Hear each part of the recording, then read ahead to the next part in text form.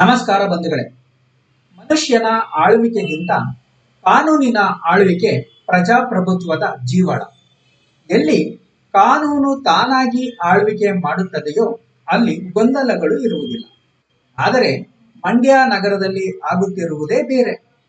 ರಸ್ತೆಯಲ್ಲಿ ವಾಹನ ಚಾಲನೆ ಮಾಡಬೇಕು ಎಂದರೆ ಭಯವಾಗುತ್ತದೆ.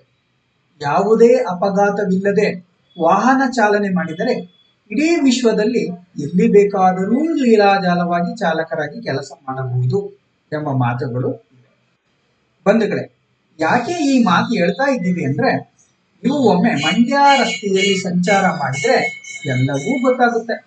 ಅಡ್ಡಾದಿಡ್ಡಿ ವಾಹನ ಚಾಲನೆ, ಎಲ್ಲೆಂದರಲ್ಲಿ ವಾಹನಗಳ ನಿಲುಗಡೆ, ಬೇಕಾದ ಕಡೆ ಬಸ್ ನಿಲ್ದಾಣ, ಟ್ಯಾಕ್ಸಿ ನಿಲ್ದಾಣ, ಆಟೋ ನಿಲ್ದಾಣ, ಫುಟ್ಪಾತ್ ಮೇಲೂ ವಾಹನಗಳ ಸಂಚಾರ ನೋಡಸಿರುವುದು ಮಂಡ್ಯದಲ್ಲಿ ಮಾತ್ರ. ಮಂಡ್ಯ ಚಿಕ್ಕ ನಗರವಾದರೂ ಟ್ರಾಫಿಕ್ ಸಮಸ್ಯೆ ಮಾತ್ರ ಹೇಳುತ್ತಿರೋದು.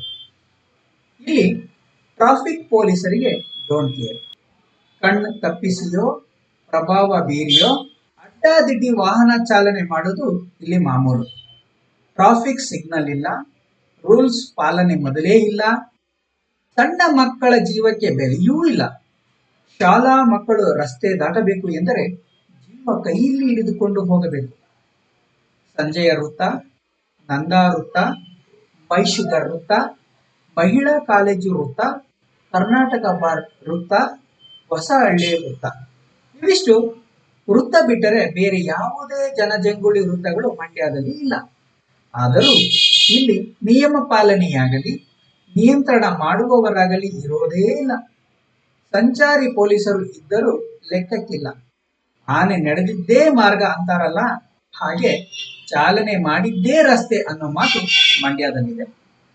ಮಂಡ್ಯಕ್ಕೆ ಹೊಸ SP ಬಂದಿದ್ದಾರೆ. ಈಗಲಾದರೂ ಸಂಚಾರಿ ಸಮಸ್ಯೆಗೆ ಪರಿಹಾರ ಸಿಗುತ್ತಾ, ಬದಲಾವಣೆ ಆಗುತ್ತದೆಯೋ ನೋಡೋಣ.